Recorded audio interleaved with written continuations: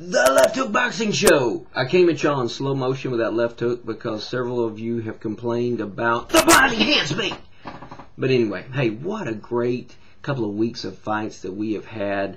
And I wanted to start out talking about the fight between Paul Williams and Sergio Martinez. What a great fight that was. Now, Paul Williams came into that fight, and you know his confidence. His head's got to be swelling because people are talking about him as being one of the most avoided fighters out there, and it's true. So he goes in there. His trainer, I believe, had said they were going to make very quick work of Sergio Martinez.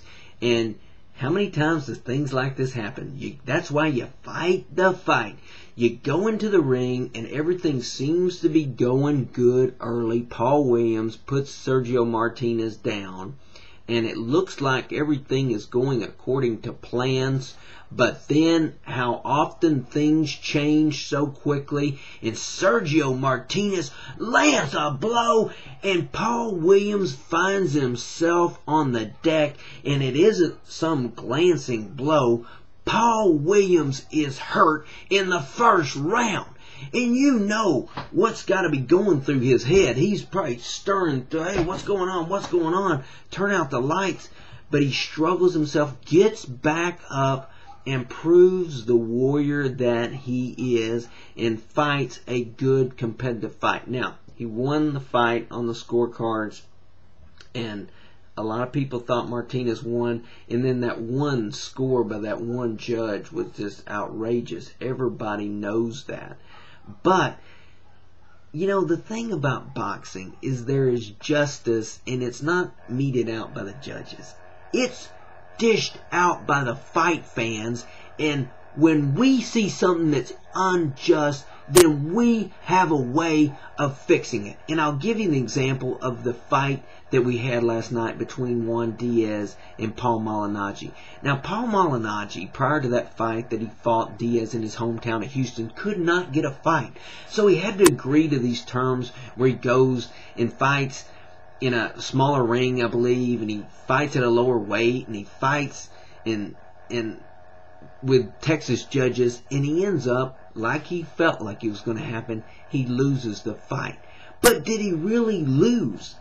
He ends up a big winner on this thing, because as fight fans, we know when something is unjust, and we demand that it gets rectified, and that's what happened in Chicago.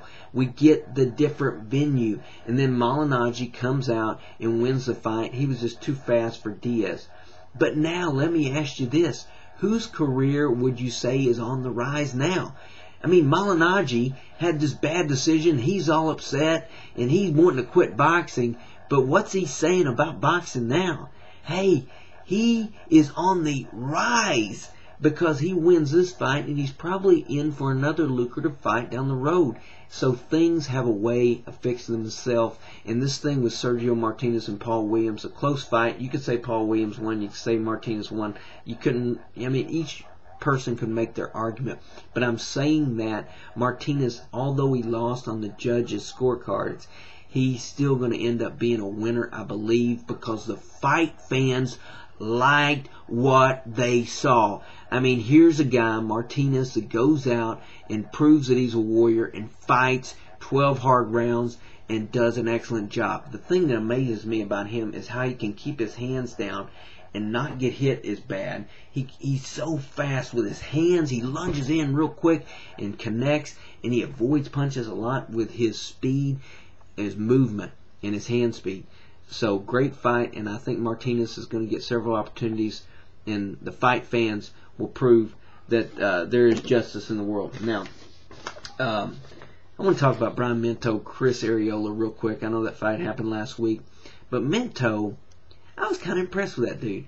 And the way I say it, he's outweighed. I mean, you know, they're getting Arreola opponent that get his confidence back, but Minto, I think, put up a pretty good fight. And the thing I loved about Minto is he got hurt in fourth, fifth round, whenever it ended.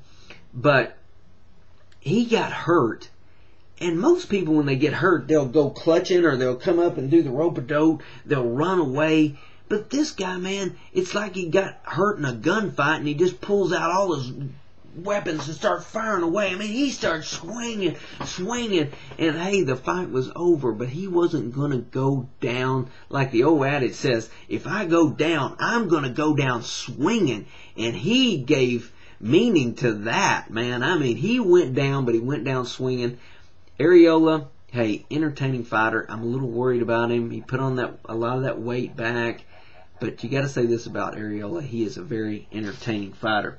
Now that moves me to the fight last night between Kevin Johnson and Vitaly Klitschko. I don't know. I like Klitschko. I think he's just the ultimate professional. But Kevin Johnson goes in there, and I think his whole motivation was just to prove that he could survive the fight and not get knocked out. Well, that ain't going to win you many points, Kevin, with us fight fans. We want to see some offense there. And I got kind of tickled, man, when he went to the corner in the 11th round. And the trainer's like, man, you've waited long enough. You got to let your hands go. You can't win a fight by just avoiding getting hit. You got to throw some punches. So, and I was also kind of amused by the announcer saying that this guy showed a lot of skills. And defensively, hey, you got to give him to that. But he was saying that he was better than, more skills than Arreola. I don't quite see that. I'd like to see those two fight, especially based after they made those comments.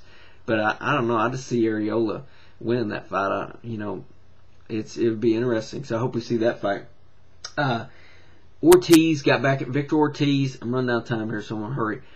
But Victor Ortiz got back in the ring, won the fight. He's fighting a lot more cautious, which is good for him. I mean, when he first started coming up, and these fighters that fight overmatched opponents, they come out there real aggressively, and they don't fear getting hurt, and they just throw the punches, and they're exciting, and they score these first, second round knockdowns, and that's what he had done in the past. But now, after he fought Maidana, seems a lot more cautious and has a lot more boxing and game plans a lot better. But still, I'm still not quite sure he's turned the corner on his mental about that warrior mentality that you need to be the great champion. But we'll see. He looked good. Great power in his punches, though. You got to give him that. And then, the fights last night. You got all these fights on HBO. And then after that, you go switch to Showtime, and you got Lamont Peterson and Tim Bradley. And that was a great fight. Tim Bradley, very impressive. Comes into the fight in great shape, and he has incredible speed. He was fighting in, I think, a 17 or 18 foot wide ring, and he was running around, moving, still hitting. And the thing I also like about Bradley is he's very teachable. I mean, in the third round, he got in there. He knocked Lamont Peterson down, but he got in there and started trying to exchange blows with Peterson, and his trainer went over and said, hey, man, you can't be doing that. You got to box. And he listened to his corner, and he went about boxing, and he was just so fast, man. I mean, very fast, in very good shape. He's an exciting fighter, so I hope we get to see him in some more big-time fights, and I think we'll see that very near future.